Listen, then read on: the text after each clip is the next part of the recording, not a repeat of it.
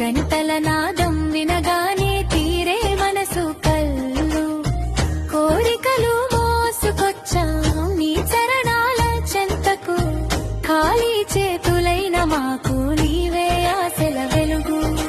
తల్లి అనే పిలుపులో తడిసే కన్నీటి ముత్యం, కనిపించని గాయాలకు నీవే మందు సత్యం.